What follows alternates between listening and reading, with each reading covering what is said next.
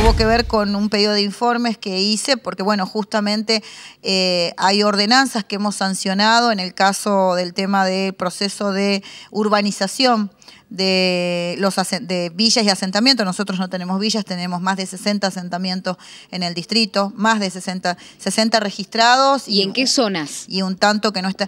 Y fundamentalmente están en la zona de Cuartel Quinto, que es la zona donde tenemos tierras disponibles, y en la zona de Moreno Sur. Digamos, fundamentalmente, no es que no hay en otros lugares, Bon Giovanni tiene, toda la orilla de el arroyo de Catona, todos esos lugares, digamos, son lugares donde la gente que no tiene posibilidad de acceder a una tierra y una vivienda termina asentándose en esos lugares. Bueno, nosotros sancionamos una ordenanza en el año 2015 que estaba en consonancia con la ley de hábitat de la provincia y bueno, que tenía que ver con un montón de instrumentos muy interesantes que habíamos discutido para que se pudiera abordar el proceso de urbanización, porque los procesos de urbanización son muy largos porque la situación de la tierra donde se asientan vecinos y vecinas tienen distintas situaciones. En algunos lugares corresponde expropiación, en algunos lugares corresponde lo que se denomina el esponjamiento, porque verdaderamente las familias no pueden vivir ahí, quienes viven a los costados de los arroyos, por ejemplo, Bon Giovanni 1, que tiene muchas familias asentadas al costado de los arroyos, no es un lugar para vivir. O sea que hay que hacer como un análisis de cada una de las situaciones. Son diferentes situaciones, por eso un proceso de urbanización es un proceso largo, donde esta ordenanza que sancionamos en el 2015, justamente lo que hacía era poder fijar muchos instrumentos, algunos instrumentos que no contábamos en Moreno para poder abordar ese proceso de urbanización. Entre ellos, la creación de un fondo para el mejoramiento integral de cada asentamiento. Por ahí hay algunos prejuicios de quien no por ahí no conoce estos lugares, de que los vecinos y vecinas de los asentamientos, primero que ponen muchísima plata, porque construyen su urbanización de manera autogestiva. Abren las calles, construyen la plaza, están permanentemente, digamos, juntando fondos para poder abordar un proceso de urbanización que si no está el Estado presente lo tienen que hacer solito. El tendido de agua, el tendido de luz eléctrica, lograr que algún transporte público pase, lograr que puedan mejorarse algún mejoramiento de las calles. Todo eso lo hace de manera autogestiva. Entonces, la idea con esta ordenanza y este fondo era que en vez de hacer esto de manera autogestiva, pudiera ser acompañada oficialmente por el Estado municipal en este caso. Y que además eso también era una manera de ir reconociendo el derecho a la posesión del lugar donde vive la gente, porque no, por supuesto que como es un terreno que no está regularizado, no tiene posibilidad de pagar tasas. Entonces, si pudiera pagar, aportar a un fondo para el mejoramiento integral, no tendría que estar haciendo estas maniobras que hacen los vecinos y vecinas para poder mejorar una calle, sino que todos los vecinos que viven en un determinado barrio aportar lo que denominaríamos una tasa o el equivalente a una tasa y que con eso pudieran afrontar todo lo que significa la infraestructura básica y comunitaria. Bueno, herramientas que quedaron en el camino, digamos, porque este pedido de informe tiene que ver con que muchos de los dirigentes de los asentamientos estaban preocupados con que estas mesas no funcionaran y entonces, bueno, este pedido de informe tenía que ver con eso, con que la ordenanza que ya tenemos pueda ser puesta en funcionamiento, porque además no resolver el problema de los asentamientos no afecta solamente a quienes viven en el asentamiento, que por supuesto no logran mejorar su calidad de vida, sino también tiene que ver con todos los vecinos y vecinas de Moreno, porque lo que no se resuelve en el barrio termina, ¿no?, expandiéndose el problema hacia el conjunto de la sociedad. Entonces, una política de urbanización retomar una política, mejorar esta política de urbanización, mirar si estas ordenanzas que hemos sancionado alcanzan o a lo mejor necesitamos algunos otros instrumentos más. Seguramente será tarea de la próxima gestión a abordar, porque la verdad es que la cantidad de barrios que tenemos nosotros en situación de irregularidad es uno de los problemas más importantes que tiene Moreno. Las situaciones de toma son variadas, digamos, no hay una sola manera, por eso la ley, lo que hizo la ley de acceso justo al hábitat, es justamente la ley provincial, es poder abordar las distintas situaciones, ¿no? Que yo no sé si ustedes recuerdan, la ley de acceso justo al hábitat se sancionó en el año 2012. En la provincia de Buenos Aires. En ese momento fue muy difícil sancionarla porque generó muchísimo debate, ¿no?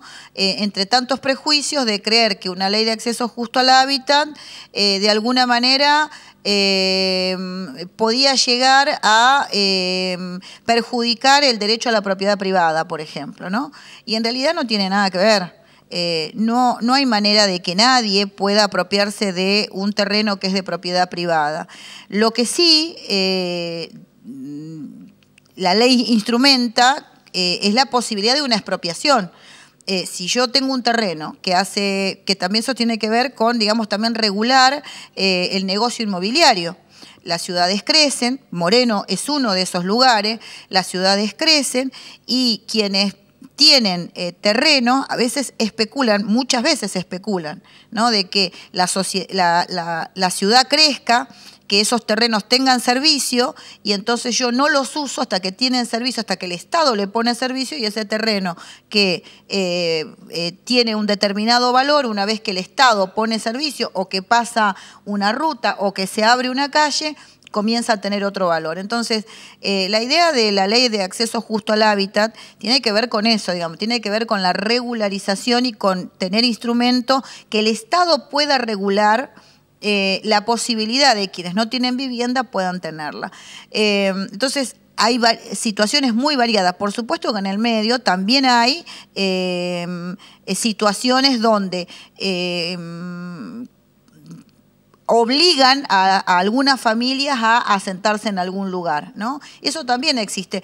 Pero todas esas situaciones, una vez que el Estado se hace presente y aborda la situación, es muy fácil de desbaratarlo, digamos, pero no se logra si no hay presencia del Estado. El Estado tiene que estar permanentemente acompañando esos procesos y, por supuesto, donde no corresponde, lograr que esas familias puedan ser derivadas a otro lugar. Y donde una familia se ha asentado porque esos terrenos están desocupados o porque se ha visualizado que esos terrenos como tenemos en muchísimas situaciones en Moreno, ¿no? Terrenos que están judicializados y que nadie los puede ocupar, el Estado también tiene, para eso son todos estos instrumentos, el Estado también tiene instrumentos para abordar esas situaciones. Entonces, y estamos hablando del Estado a nivel municipal que podría tener la facultad de colaborar. Sí, por supuesto.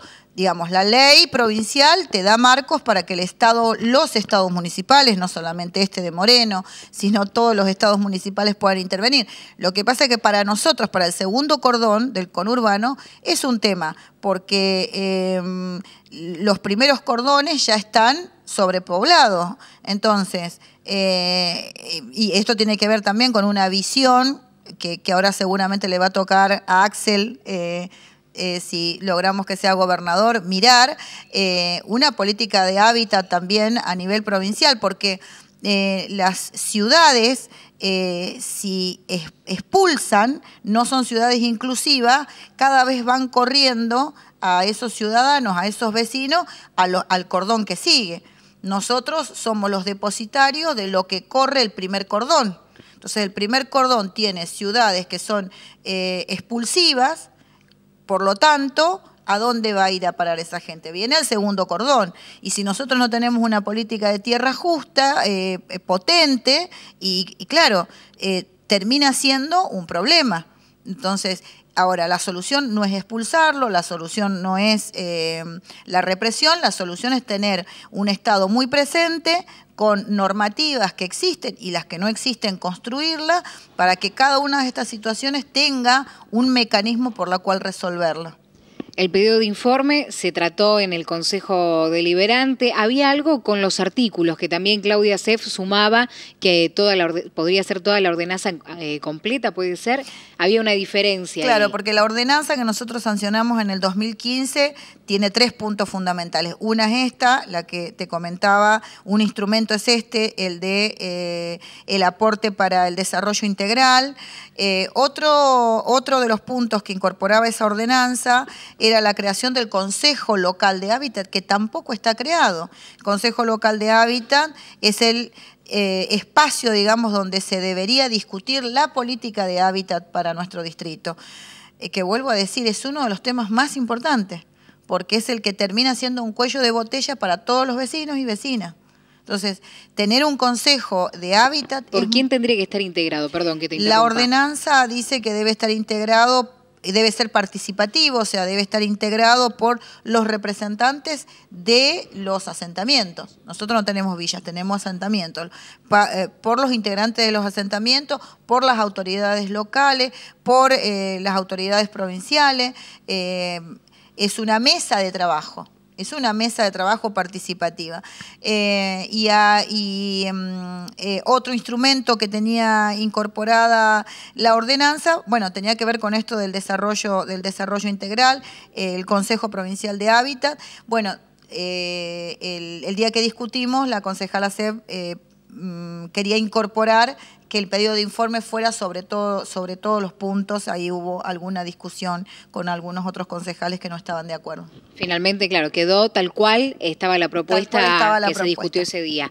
¿Qué pasa entonces? ¿Pedido de informe? ¿Cuál es el curso? Pedido de informe. Un pedido de informe lo que hace es esto, es poner de nuevo el tema en discusión, ¿no? Es el efecto, digamos, concreto, es volver a poner el tema en discusión. El Consejo Deliberante debe ser eso, debe ser el lugar donde es la caja de resonancia de los temas que traen los vecinos, digamos. Entonces, un pedido de informe lo que hace es eso, nos vuelve a dar la posibilidad de debatir, vuelve a hacer que los vecinos sean visibilizados, digamos, porque si este tema no se trata, nadie se entera de que hay más de 60 asentamientos, miles de familias que viven en esos lugares que están esperando un accionar del Estado para poder mejorar su calidad de vida. Entonces, un pedido de informe y el tratamiento en el Consejo Deliberante tiene este efecto, en principio este efecto directo, y un efecto secundario, digamos, sería que el Ejecutivo nos informara cuáles han sido los pasos que han dado en relación a este tema y cuáles son las dificultades que tiene de haber dificultades. En realidad, lo que sabemos a través de los vecinos que son parte de la dirigencia de los asentamientos es que las mesas están paralizadas desde hace bastante tiempo y por eso es su preocupación.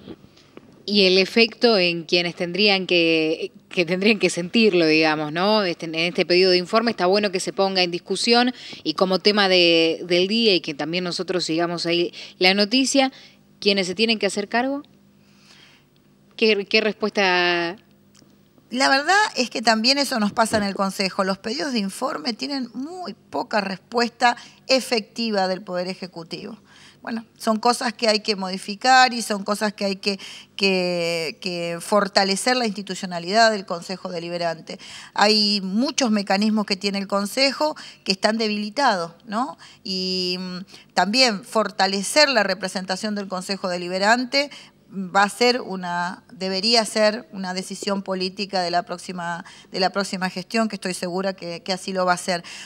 Y además, hoy, que también lo decía en otro lugar, me parece que la tarea es fortalecer ese Consejo Deliberante que tiene 24 concejales, que muy pocos vecinos conocen quiénes son los concejales y concejalas, muy pocos conocen su tarea. Hay que incorporar mecanismos de transparencia, mecanismos de audiencias públicas, mecanismos efectivos que haga que ese Consejo Deliberante tenga legitimidad. nosotros tenemos legalidad porque fuimos elegidos por la gente, por el voto popular, pero la verdad es que cuenta con muy poca legitimidad, porque ¿quién conoce lo que pasa y acontece ahí adentro? Entonces, hay que incorporar mecanismos de transparencia, de audiencias públicas, y además creo que la tarea enorme para lo que viene es construir nuevos espacios de representación, porque aún cuando el Consejo Deliberante funcione, no alcanza para representar todo lo que la sociedad ha ido avanzando en organización, no solamente política, social, cultural, deportiva, en Moreno, ¿no? Y un ejemplo, bueno, el que traemos a partir de las desgracias de Sandra y Rubén, cómo se han organizado los padres en ese comité de crisis, en eso. Bueno, también tenemos una ordenanza para discutir en Moreno, para reconocer a las familias por la escuela pública, que han sido un ejemplo de organización, ¿no? Ante la ausencia del Estado, han sido un ejemplo de organización. Hay muchísimas instancias que requieren que la representación se reconozca. Me parece que esa es una tarea.